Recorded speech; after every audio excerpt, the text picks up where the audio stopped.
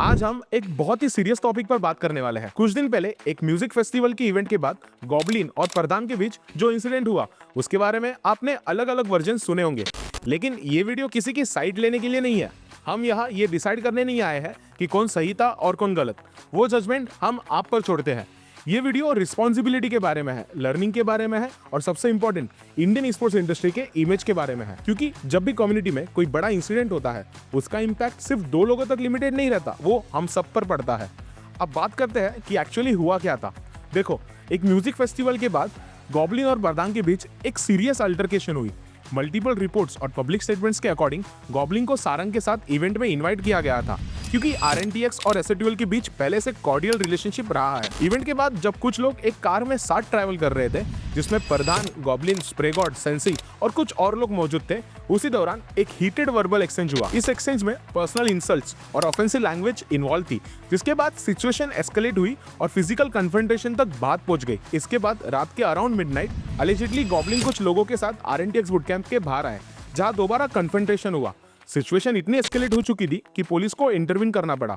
Police ने warning दी और situation को कंट्रोल किया, लेकिन कोई फॉर्मल अरेस्ट या ऑफिशियल कंप्लेंट फाइल नहीं हुई। काउट ने इस पूरे इंसिडेंट पर एक इंपॉर्टेंट पॉइंट भी रेस किया। उन्होंने कहा कि लोगों को साथ लेकर किसी के बूट कैंप पर जाना बहुत गलत बात है, क्योंकि बूट कैंप में फीमेल स्ट्रीमर्स भी हो सकती है, बॉयज के बीच फाइट्स हो जाती है। ये एक रियलिटी है, लेकिन जब ऐसे एनवायरनमेंट में कन्फ्रंटेशन होती है जहां सेफ्टी का रिस्क हो, तो बात सिर्फ एक पर्सनल फाइट तक लिमिटेड नहीं रहती। और इस इंसिडेंट के वक्त ना स्काउट, ना रोहित, ना घातक वहां मौजूद थे, जो सिचुएशन को डीएस्केलेट कर सकते थे। जब गॉब्लिन से उनके स्ट्रीम पर इस इंसिडेंट के बारे में पूछा गया, तो उन्होंने कहा कि बातों को काफी एग्जैगरेट करके बताया जा रहा है, जबकि उनके अकॉर्डिंग बात इतनी बड़ी नहीं थी। वही प्रधान ने इंस्टाग्राम पर एक फोटो पोस्ट की, जिसमें वो कार के अंदर बैठे हुए दिख रहे थे और कैप्शन था, no broken noses and no bruised eyes, best seat. इस पोस्ट के बाद कमेंट सेक्शन में काफी स्पेकुलेशन हुई और लोगों ने माना कि ये पोस्ट इनडायरेक्टली गॉब्लिन पर टॉन्ट था। अब सबसे इंपॉर्टेंट सवाल ये है, क्या वायलेंस नेसेसरी था? गलती चाहे किसकी भी हो, फाइट्स कभी किसी का सॉल्यूशन नहीं होता। और जब आप पब्लिक फिगर हो, प्रोफेशनल स्पोर्ट्स प्लेयर या क्रिएटर हो, तो आपके हर एक्शन का इम्पैक्ट होता है, आपके फैंस पर, आपकी ऑर्गेनाइजेशन पर और आप पूरी इंडस्ट्री पर।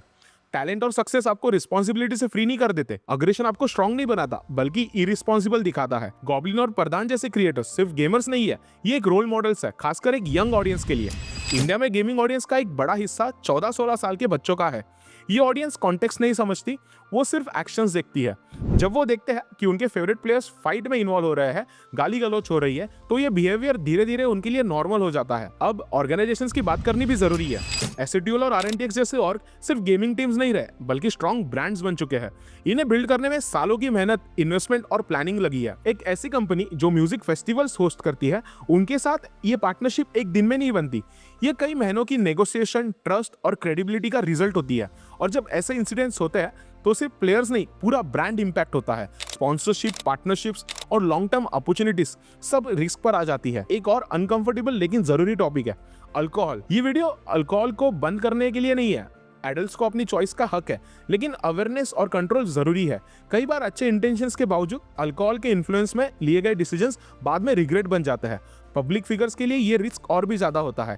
यंग व्यूअर्स के इम्पैक्ट को इग्नोर नहीं किया जा सकता। अगर आप इस टॉपिक से रिलेटेड पोस्ट और वीडियोस के कमेंट सेक्शन खोल के देखोगे, तो आपको क्लियरली दिखेगा कि ऑडियंस किस तरह से रिएक्ट कर रही है। उसने मारा तो गलत क्या किया, या उसने सही तो किया, जैसे कमेंट्स एक डेंजरस माइंडसेट को रिफ्लेक्ट करते हैं। इसी वजह से मॉडल और स्काउट जैसे सीनियर फिगर्स ने तुरंत रिएक्ट किया, क्योंकि उन्हें पता है कि साइलेंस भी एक मैसेज देता है। इंडियन स्पोर्ट्स अभी ग्रोइंग फेज में है। BGIS के प्राइस पूल, इंटरनेशनल टूर्नामेंट्स में इंडियन टीम्स की प्रेजेंस, ब्रांड्स का इंटरेस्ट, ये सब प्रोग्रेस का साइन है। लेकिन ये ग्रोथ प्रोफेशनलिज्म की फाउंडेशन पर खड़ी है। एक वायरल कंट्रोवर्सी पूरी इंडस्ट्री की परसेप्शन को नुकसान पहुंचा सकती है और इंडियन स्पोर्ट्स तो अनप्रोफेशनल है जैसा नैरेटिव बन सकता है। ये वीडियो कैंसिल कल्चर प्रमोट करने के लिए नहीं है। ना गॉब्लिन को कैंसिल करने की बात है, ना प्रधान को। दोनों ने अपनी साइड्स रखी है। ऑर्गेनाइजेशंस भी इस इशू को इंटरनली हैंडल कर रही है और अथॉरिटीज ने भी तो इंटरवीन किया था। लेकिन हम सबके लिए यहाँ एक लर्निंग है, वायलेंस किसी प्रॉब्लम का सोल्यूशन नहीं होता। अल्कोहल के नशे में होश खोना कूल नहीं है। गाली गलौच और अग्रेशन कम्युनिटी को स्ट्रांग नहीं बनाता। स्पोर्ट्स सिर्फ एक गेम नहीं है, ये एक करियर है, एक इंडस्ट्री है और सबसे पहले एक इंडियन गेमिंग कम्युनिटी है। और इंडियन गेमिंग कम्युनिटी इज्जत, अनुशासन और रिस्पॉन्सिबिलिटी से ही चलती है। अगली बार जब आप किसी इवेंट में हो, जब आप स्ट्रीम पर हो या जब गुस्सा आए, तो एक सेकंड रुककर सोचिए कि आपके एक्शंस का इम्पैक्ट क्या होगा। आपके व्यूवर्स आपको देख रहे हैं, आपकी ऑर्गेनाइजेशन आप पर ट्रस्ट कर रही है और आपके थ्रू इंडस्ट्री ग्रो कर रही है।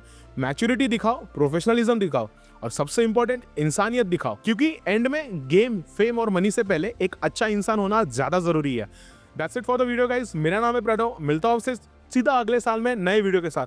तब तक के लिए चैनल को सब्सक्राइब करके ही जाइए और अपने ओपिनियन कमेंट में जरूर बताना। सी यू।